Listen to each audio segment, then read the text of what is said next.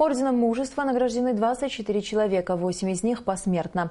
За мужество и самоотверженность, проявленные в Отечественной войне народа Абхазии 1992-1993 годов, Орденом Леона награждены 72 человека, 7 из них посмертно. За мужество и отвагу, проявленные в Отечественной войне народа Абхазии 1992-1993 годов, медалью за отвагу награждены 253 участника войны, 50 из них посмертно. Сегодня же президент Рауль Хаджимба подписал указ о назначении Беслана Халваш руководителем службы государственного надзора Республики Абхазия за деятельностью в области связи. За вклад в становление и развитие телевидения и радиовещания Абхазии заместителю генерального директора Абаза ТВ Юрию Кутарбу присвоено почетное звание «Заслуженный работник культуры Республики Абхазия». Указ об этом подписал сегодня президент Рауль Хаджимба. Ахмед Джейлан Хапат единогласно избран председателем Федерации абхазских культурных центров Турции накануне в Стамбуле на пленарном заседании. Поскольку на пост председателя Абхазфеда претендовал лишь один кандидат, голосование было открытым. Голосовать имели право только делегаты из числа членов различных абхазских культурных центров Турции, которых в настоящее время 13. За Ахмеда Джейлана Хапат проголосовали все 237 делегатов. Сформирован и новый состав Совета Федерации из 21 человека. В преддверии Дня милиции в Управлении внутренних дел столицы собрался весь личный состав руководства МВД. Отметил наиболее отличившихся сотрудников милиции. Многим из них были присвоены очередные звания. Сотрудников столичной милиции поздравили глава администрации Сухума Адгур Харазия и председатель городского собрания Константин Пилия. Репортаж на Аллы Мукба.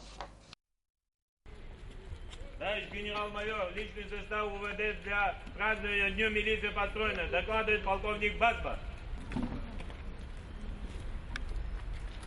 Здравствуйте, товарищи!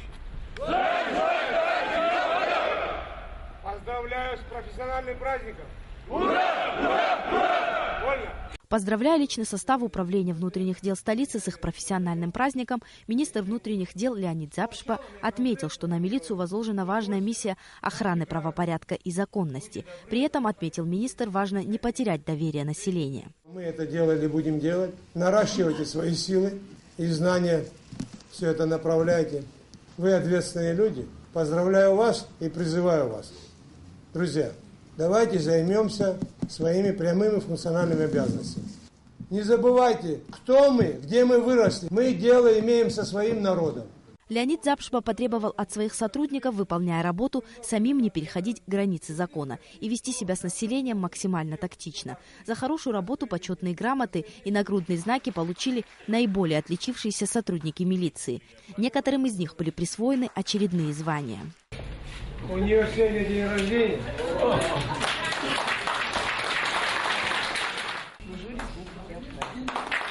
Сотрудников столичной милиции поздравили глава администрации Сухума Адгур Харазия и председатель городского собрания Константин Пилия. На встречу были приглашены и ветераны милиции, чей опыт для молодых сотрудников является особенно ценным. Я смотрю, столько молодых, красивых.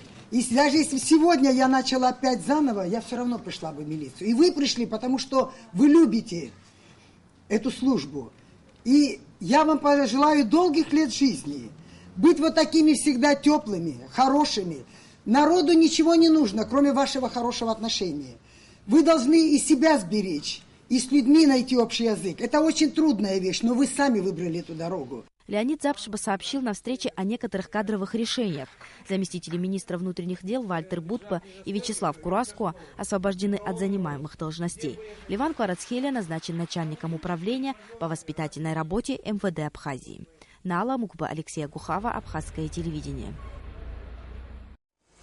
Об образовании, о налоге на землю, о криминогенной ситуации в Арсмира сегодня прошла пресс-конференция главы Галского района Абхазии Тимура Надарая и руководителей района. Подробности в репортаже Ренаты Шакая.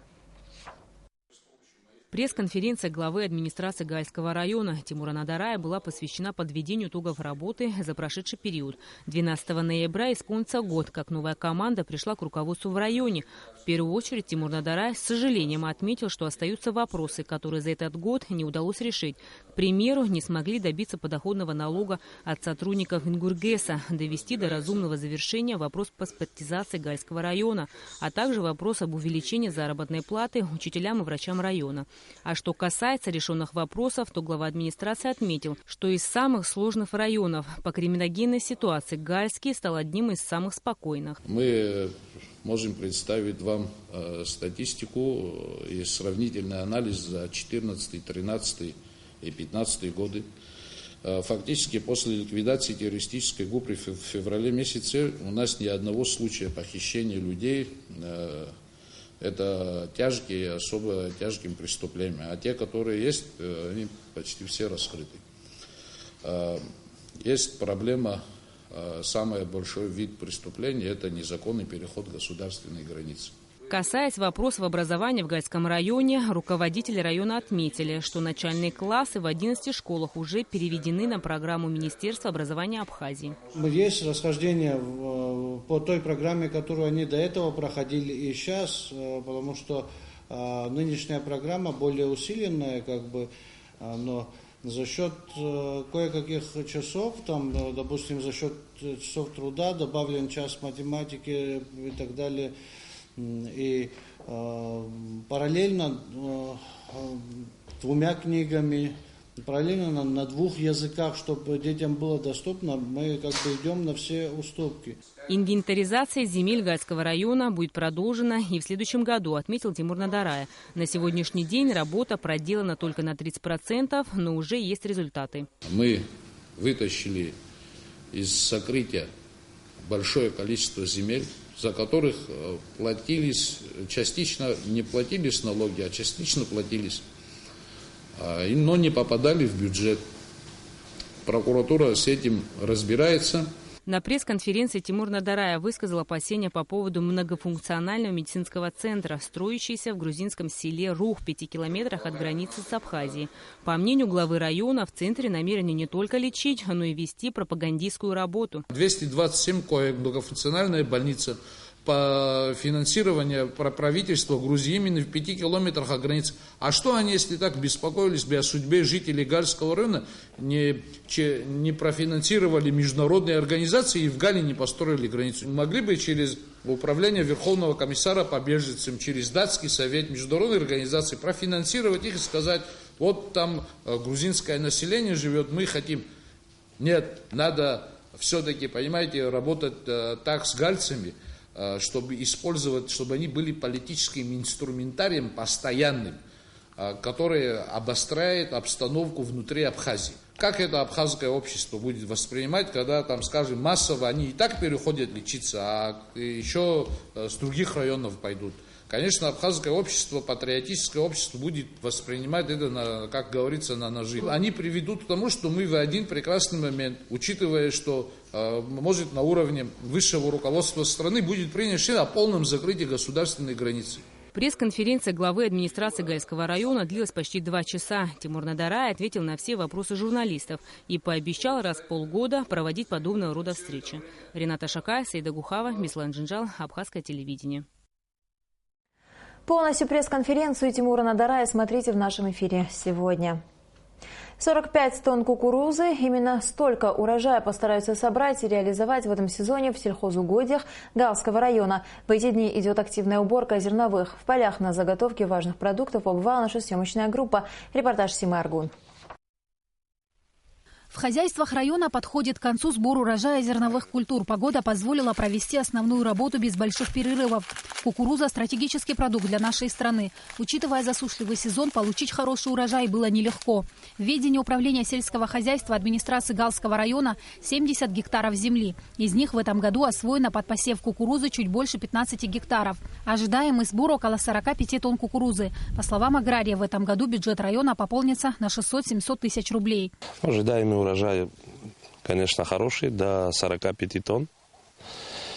Люди работают, получают зарплату, урожай неплохой. В будущем ожидаем и намерение посадить до 40-45 гектаров. Хотим освоить все 70 гектаров, но пока по силе возможностей нету таких средств у нас. Земля в восточной части страны плодородная. Соблюдение агротехнических требований и качество посадочного материала дают такой результат, говорят в управлении. Урожай хороший, но куда же девать столько кукурузы, возникает вопрос. Централизованной реализации нет, но учитывая засуху, планируется сбыть всю кукурузу на местном рынке. И уже в ближайшее время она попадет на стол к потребителю. А до этого зерно будет храниться в специальном амбаре вместимостью 130 тонн. На полях хозяйства работают 12 рабочих по договору. За один обработанный гектар земли они получают 5000 рублей. Убирают урожай тракторами МТС. В основном нас обслуживает техника МТС. Каждый день они приезжают сюда и собирают урожай. Где-то каждый день до 4-5 тонн урожая собирают. Техника сейчас в данный момент находится в МТС. И как только начинается уже загрузка, то он приезжает. В основном 3-4 трактора нас обслуживают МТСовские, которые помогали нам и во время посева кукурузы. В будущем году в планах освоить все выделенные земли, но тут без поддержки руководства страны не обойтись. Не хватает техники. Приобретение комбайна упростит и ускорит работу. Сима Аргун, Аляс Курсая, Анатолий Маланя, Абхазское телевидение. Как сообщает пресс-служба МВД Абхазии, 7 ноября примерно в 11 часов утра Леонид Гумба, 1950 года рождения, житель села Лыхны Гудаутского района, облил бензином и поджег автомобиль скорой помощи марки Mercedes-Benz Sprinter, припаркованный возле центрального входа в ЦРБ Гудаута. В результате пожара автомашина сгорела полностью, пострадала также фасадная часть здания ЦРБ. Опрошенный Гумба пояснил, что вышеуказанную автомашину он продал Министерству здравоохранения республики, которое не выплатило ему ранее оговоренную денежную сумму. Гумба задержан и водворен в ИВС на 5 суток. Следственной группой Гудаутского РОВД проводится доследственная проверка, по результатам которой будет дана дополнительная информация. Тем временем в Скворчале начала работу программа по диспансеризации населения. Масштабная акция проводится впервые за последние 2 десятилетия. На месте работает бригада врачей, которая с помощью медтехники передвижных центров осуществляют различные исследования и осмотры. Врачи намерены завершить процесс диспансеризации в городе за 2 недели, а затем выехать в села района. О том, как начался процесс диспансеризации в Скворчалском районе, расскажет Асида Малия. В приемной Тхуарчальской центральной больницы желающим выдают вот такие документы, вернее маршрутные карты. Они необходимы для тех, кто намерен пройти диспансеризацию. В маршрутных картах указан перечень процедур. В общей сложности пациент должен пройти около 34 видов осмотров, обследований и иных медицинских мероприятий. Технически оснащенные передвижные центры позволят в полной мере осуществить задачу. В передвижном рентгенологическом центре осуществляется флюорография легких, а в передвижном центре здоровья прием ведут урологи, кардиологи, лор-врачи, офтальмологи. Есть и стоматологический кабинет. Мы этому мероприятию придаем особое значение, поскольку нам важно провести эти обследования всех категорий возрастных и целевых категорий граждан, в том числе 100% детского населения и взрослого населения не менее 60%.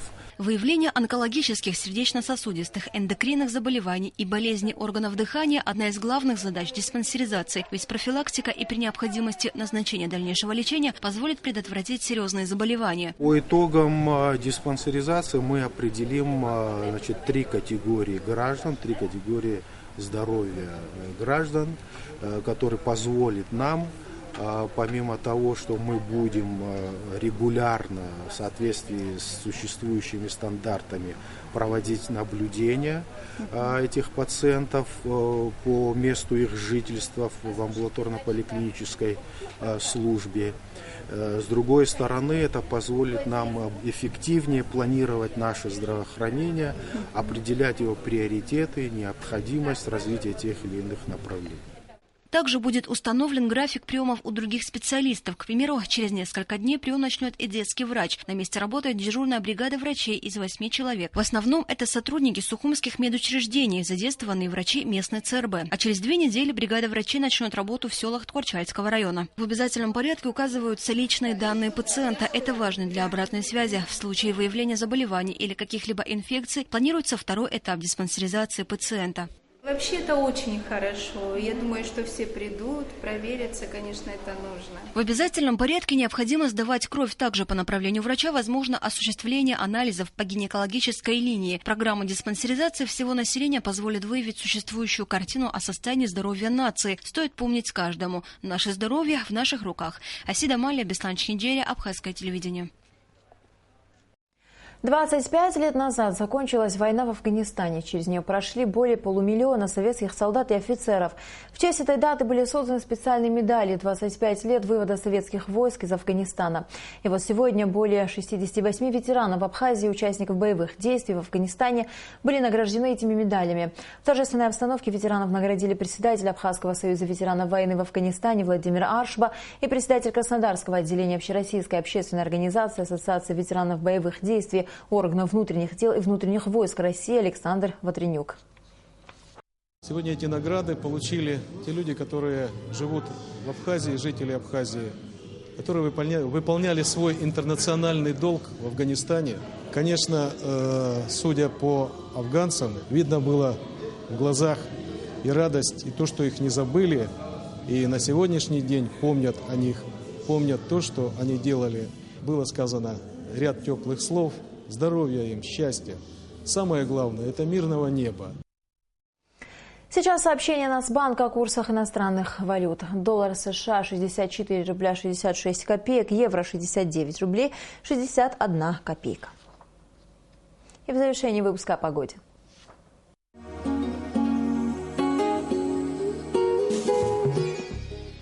По сообщению гидрометеослужбы, в Абхазии ожидается облачная погода с прояснениями, временами дождь.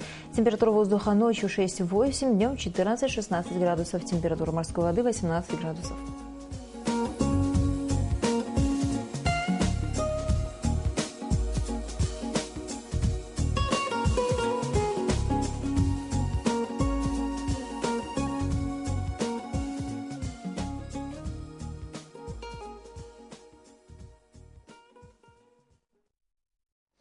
На этом наш выпуск завершен. Всего вам доброго.